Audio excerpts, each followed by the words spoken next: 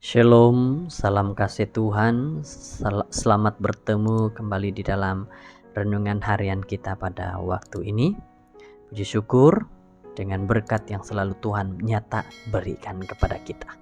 Mari kita berdoa. Tuhan Allah Bapa yang penuh kasih, kami berdoa, kami bersyukur pimpinan-Mu sehingga hari ini, waktu ini kami dapat merasakan lagi pimpinan dan penjagaan-Mu. Terima kasih Bapa. Inilah doa kami dalam nama Yesus. Amin. Judul firman Tuhan, percaya sepenuh pada kasih setia Tuhan. Mazmur 16 ayat 6, kepada kasih setiamu aku percaya, hatiku bersorak-sorak karena penyelamatanmu. Berita tentang berbagai macam masalah dan kesusahan setiap hari menjadi menu utama di berbagai media massa dan television. Semua hal yang buruk itu tidak hanya terjadi di negara kita, tetapi melanda semua negara di dunia ini. Dampak dari semua keadaan itu begitu luar biasa. Orang kecil kian menjerit karena krisis ekonomi, dan hampir semua orang dilanda kesusahan dan ketakutan karena bencana alam dan terorisme.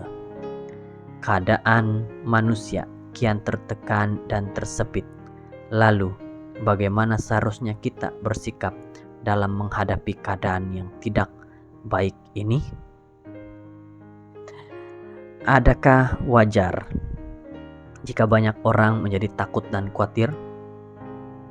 Hari ini firman Tuhan menasihatkan agar kita dapat bertenang dengan hati yang benar.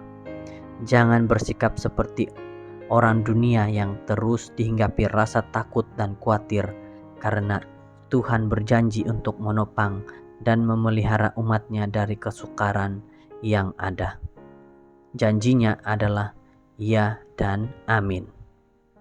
Janji Tuhan adalah janji yang murni. Bagaikan perak yang teruji 7 kali dimurnikan dalam dapur peleburan di tanah. Mazmur 12 ayat 7. Mari kita mencontoh Daud.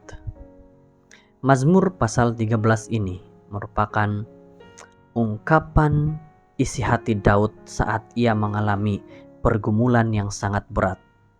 Hari-hari Daud penuh kegelisahan karena ia terus dikejar-kejar Saul yang hendak membunuhnya. Boleh dibayangkan betapa tertekannya perasaan Daud ketika karena dihantui oleh kematian. Selain itu, Daud juga harus menghadapi Bani Amalek, suatu bangsa yang menjadi musuh bangsa Israel. Daud benar-benar dalam tekanan yang hebat. Wajar bila Daud sempat putus asa dan mengeluh kepada Tuhan. Berapa lama lagi Tuhan kau lupakan aku terus-menerus?